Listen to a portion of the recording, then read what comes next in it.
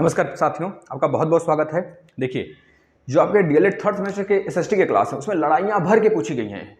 तो आपको ऐतिहासिक लड़ाई पूरा का पूरा हम खत्म करवा देते हैं अभी का अभी, मात्र 5 मिनट से 5 मिनट के अंदर अंदर। इसी प्रकार से वंश के बारे में पूछा गया, जितने भी ऐतिहासिक वंश रहे हैं उनके स्थापनाकर्ता कौन है, उनके कौन मतलब इस तरह से उसके लास्ट वंश कौन है, तो इसके लिए भी एक वीडियो सेपरेट लाएंगे। इस दोनों वीडियो को देखने के बाद आप किसी भी एग्जाम में बैठिए और जितने भी क्लास हुए हैं डीएलएड थर्ड सेमेस्टर के सब देख डालिए आप। अब इस वीडियो के बाद 2 वीडियो खत्म हो जाएंगे, मतलब 2 लेक्चर खत्म हो जाएगा, यह वाला और कल वाला। तो उसके बाद हम बाबर का, फिर उसके बाद क्रम से हुमायूं का, फिर उसके बाद अकबर का, फिर जहांगीर का, शाहजहां का, औरंगजेब का, इस तरह से सबका सेपरेट लेक्चर लेकर आएंगे।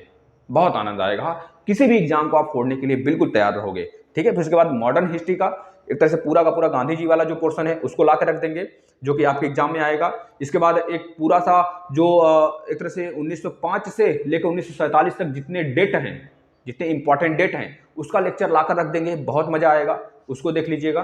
ठीक है। इस तरह से हम सारी चीजें लाकर रख देंगे आपके सामने, जो आपको बहुत ही ज्यादा इंपॉर्टेंट रहने वाला है आपके लिए। ठीक है, चलिए स्टार्ट कर लेते हैं। सबसे पहला देखिए, ये आप केवल लिखे हैं लेकिन हम बोलेंगे आपके फेस पर देखकर, बस आप इसको देखते चलना। 1191 में पहली लड़ाई, ऐतिहासिक लड़ाई 1191। सभी को पता है भाई 1191 की सबसे पहली लड़ाई कौन सी थी? पृथ्वीराज चौहान और मोहम्मद गौरी के बीच में, जी, जिसमें मोहम्मद गौरी को वो नहीं मारते, पृथ्वीराज चौहान माफ कर देते हैं। मोहम्मद गौरी फिर से जाता है। फिर उसके बाद पृथ्वीराज के ही सहयोगी जो होते हैं एक तरह से संरचना रचते हैं कि पृथ्वीराज को हटाना है गद्दी से, इसको मारना है। तो मोहम्मद गौरी फिर आता है, अगले साल ही आता है, तैयार होकर आता है। इस वजह से कहते हैं कि दुश्मनों को नहीं छोड़ना चाहिए भाई, एक ही बार में सुपाड़ा साफ कर दो उसका। 1192 में तराइन की दूसरी युद्ध होती है, द्वितीय युद्ध 1192 में, जिसमें मोहम्मद गौरी जो हारा होता है पृथ्वीराज चौहान से, उन्हीं का गला काट देता है, उनकी आंखें निकाल लेता है। इस प्रकार से मारता है पृथ्वीराज चौहान जी को। पृथ्वीराज चौहान धराशायी हो जाते हैं, क्योंकि इतना ज्यादा बलशाली थे वो बंदा, उनके जितने भी सहयोगी थे सब के सब उनके विरोधी बन गए थे। इस प्रकार से वो हारे थे, वरना हार नहीं पाते हो भाई, बहुत ज्यादा ताकतवर थे। उसके बाद चंदावर की लड़ाई 1151 में, चंदेरी नहीं चंदावर, याद रखेंगे। चंदेरी आगे देखेंगे बाबर के साथ, सॉरी बाबर के साथ देखेंगे चंदेरी। यह है हमारा क्या भाई, हाँ, यह हमारा चंदावर की लड़ाई। चंदावर याद रखना, चंदावर का युद्ध 1194 में होता है। चंदावर का युद्ध 1194 किसके बीच होता है भाई? मोहम्मद गौरी, वही मोहम्मद गौरी जो एक तरह से मुगल वंश का एक तरह से संस्थापना बाद में करा दी। उसी जगह से मोहम्मद गौरी के बाद मुगल वंश, मतलब एक तरह दिल्ली सल्तनत चलने लगता है। दिल्ली सल्तनत में गुलाम वंश आ जाता है, फिर गुलाम के बाद खिलजी वंश आ जाता है, फिर तुगलक वंश आता है, फिर उसके बाद सैयद वंश, फिर लोधी वंश आ जाता है। उसी लोधी को पानीपत की लड़ाई में हमारे बाबर जी हरा देते हैं। यानी याद रखना, जो यह लड़ाई थी, यह निर्णायक लड़ाई थी हमारे भारत में दिल्ली सल्तनत के काल को लेकर। यानी चंदावर का युद्ध जो था एक निर्णायक था कि दिल्ली सल्तनत पे कौन राज करेगा। 1194 में हुआ। किसके बीच हुआ? मोहम्मद गौरी और जयचंद के बीच हुआ। जयचंद इसमें पराजित होता है और मोहम्मद गौरी जीत जाता है। इसके बाद पानीपत की लड़ाई, पानीपत प्रथम, पानीपत की 3 लड़ाइयां होती हैं। पानीपत प्रथम लड़ाई, पानीपत कहां पे? हरियाणा में है भाई। पानीपत की लड़ाई 1526 में बाबर और इब्राहिम लोदी के बीच होता है। वही इब्राहिम लोदी, सिकंदर लोदी तो लोदी वंश का संस्थापक था, है ना, दिल्ली सल्तनत का लास्ट वंश। और जो इब्राहिम लोदी था वह जो था भैया, वह लास्ट था, लास्ट शासक रहता है दिल्ली सल्तनत का भी, एक तरह से लोदी वंश का भी। 1526 में जो अपने सहयोगियों द्वारा गलिए बाबर इसको हरा देते हैं। बस इतना याद रखना, पानीपत की प्रथम लड़ाई 1526 में बाबर की जीत और इब्राहिम लोदी की हार। अब वहां से तय हो जाता है कि भैया अब भारत पर मुगलों का शासन होगा। तो याद रखना, यह निर्णायक लड़ाई थी। इसके पहले भी एक लड़ाई हो चुका है बाबर का, पहली लड़ाई हुआ था अफगानिस्तानों से, अफगानिस्तान में, क्योंकि भारत उसमें बहुत बड़ा था तो अफगानिस्तान तक फैला था, है ना। आज तो भारत बट गया है ना। अब इसके बाद आता है खानवा का युद्ध 1527 में। अब देखिए, बाबर को जो बुलाए थे मारने, मतलब इब्राहिम लोदी को जो बुलाए थे मारने के लिए, कौन? राणा सांगा, कि भैया आओ इब्राहिम लोदी को मारो और हम आपका सहयोग करेंगे। बाबर आता है 1526 में, बाबर जो इब्राहिम लोदी को उलाट देता है। इसके बाद क्या होता है, अब जो दूसरी, इसको बाबर को दिखता है भैया ये तो राणा सांगा हमारा साथ ही नहीं दिए। जो बुलाए थे असल में लोदी के चाचा, इब्राहिम लोदी के चाचा और राणा सांगा जो बुलाए थे इसको मारने के लिए, जब वही उसका साथ नहीं दिए, अब कहता है भैया बाबर इनको तो हरा ही दिए 1526 में पानीपत की लड़ाई में, अब आओ हम आपसे लड़ते हैं खानवा का युद्ध। 1527 में खानवा का युद्ध बाबर लड़ते हैं राणा सांगा से। राणा सांगा भी हार जाते हैं 1527 में। अब भैया 1527 में जैसे ही हारते हैं राणा सांगा, तो राणा सांगा के साथ उनके एक मित्र भी रहते हैं जिनका नाम रहता है मादनी राय। वो भी कूद पड़ते हैं उनके साथ। तो बाबर कहता है अरे यार अभी तो हम इब्राहिम लोधी को 1526 में हरा के आए, तो राणा सांगा साथ नहीं दिए। अब 1527 में जब हम राणा सांगा को हरा दिए तो इसमें कूद पड़े मादनी राय, दूसरे राजपाट के लोग। तो हम करते हैं भैया, अब हम राणा सांगा को 1527 में हरा दिए, जिसको एक तरह से कहा गया खानवा का युद्ध। इसके बाद आ जाते हैं चंदेरी का युद्ध लड़ने, चंदावर नहीं, 1194 वाला मोहम्मद गौरी जयचंद वाला नहीं, यह चंदेरी का युद्ध है 1528 का, जिसमें कि राणा सांगा के मित्र मादनी राय के साथ बाबर लड़ता है लड़ाई और मादनी राय को हरा देता है 1528 में। याद रखना है 1528 तक कहानी खत्म। अब 1529 अफगान। अब ये 1528 का जो लड़ाई होता है, जो हमारा चंदेरी का युद्ध होता है, इसी में पूछा जाता है कौन शेर शाह सूरी किसका साथ देता है, तो बता देंगे शेर शाह सूरी बाबर का साथ देता है। अब दूसरी लड़ाई मतलब लास्ट वाला जो बाबर की लड़ाई होती है 1529 में, यह अफगानों के विरुद्ध में होता है। और राणा हमारा शेर शाह भी सूरी भी जो था अफगान था, तो वह शेर शाह सूरी जो था अब बाबर के विरोध में हो जाता है। तो बाबर का साथ देता है राणा सांगा वाले में, चंदेरी की लड़ाई में, और बाबर का विरोध करने लगता है शेर शाह सूरी। यही आता है बाद में हुमायूं के समय, हुमायूं को उलाट के मारता ही।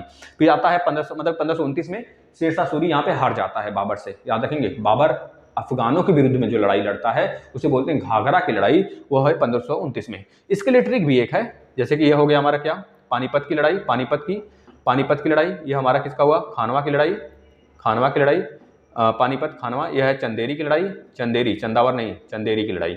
और यह है हमारा क्या घाघरा की लड़ाई, घाघरा। तो याद रखेंगे पानी पिया खाना खाया चंदेरी गया घाघरा खरीदा, पानी पिया खाना खाया चंदेरी गया घाघरा खरीदा। इस प्रकार से याद करते हैं 26, 27, 28, 29। ठीक है। इसके बाद आ जाता है 1539 मोस्ट इंपॉर्टेंट है, याद रखना है। इसे कहते हैं भैया तालकोटा की लड़ाई। आगे आएगा तालकोटा का। अभी 1539 में हम लोग हैं, तो 1539 को कहते हैं चौसा की लड़ाई, 1540 को कहते हैं बिलग्राम का युद्ध, बिलग्राम यानी कन्नौज की लड़ाई।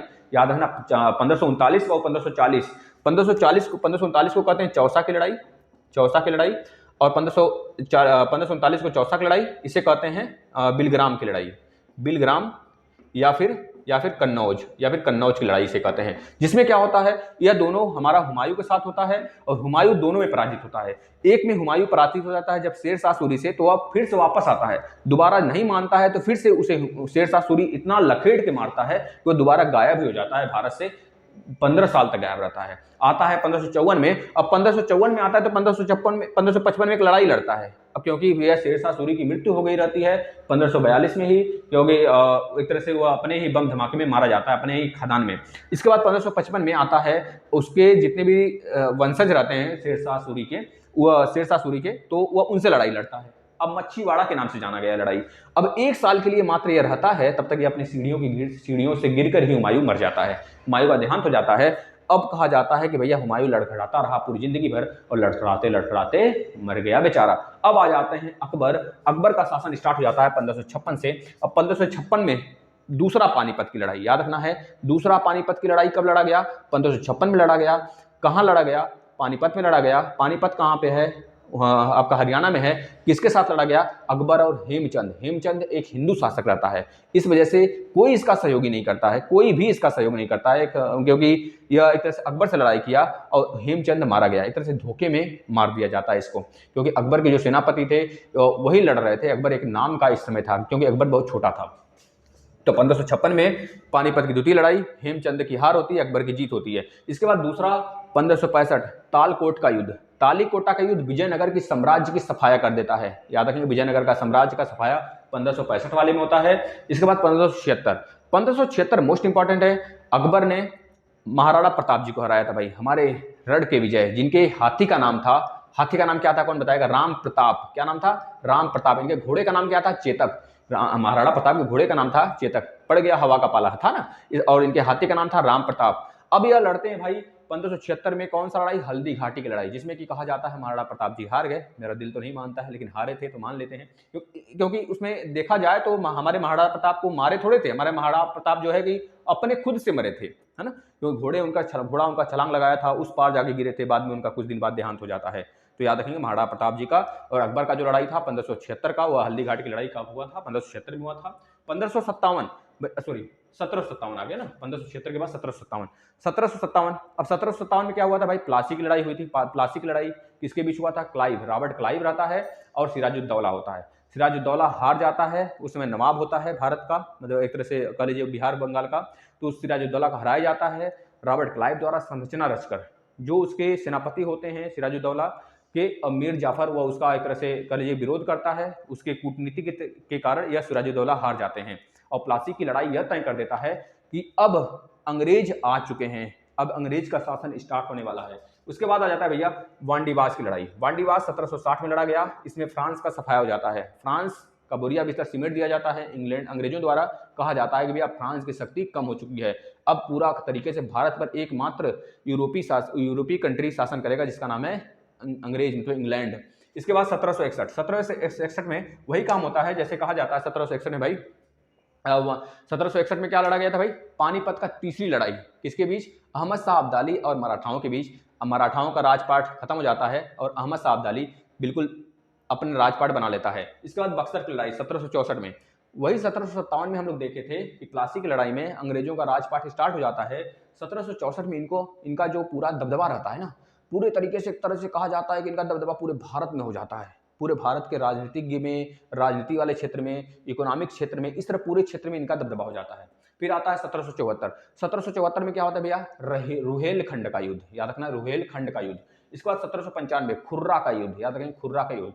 इसके बाद 1857 भैया 1857 प्रथम स्वतंत्रता संग्राम, भैया मंगल पांडे वाला, याद है कि नहीं, मेरठ से स्टार्ट हुआ था 10 को, फिर इसके बाद फांसी हुई थी, इस तरह से स्टार्ट हुआ था। मेरठ की छावनी 33 करके छावनी के नाम था, और बंदूक का क्या नाम था भाई, एफिल्ड राइफल करके नाम था उसका, जो कि गाय के चर्बी और सुअर के मांस से बनाया गया था। इस वजह से लोग विरोध करते हैं। 1962 में आपको पता है चीन भारत युद्ध, जिसमें कि भारत हार जाता है। इसके बाद 1965 में भारत और पाकिस्तान की लड़ाई, जिसमें कि भारत हार जाता है और पाकिस्तान, मतलब भारत जीत जाता है और पाकिस्तान को अपनी औकात दिखा देता है, मतलब।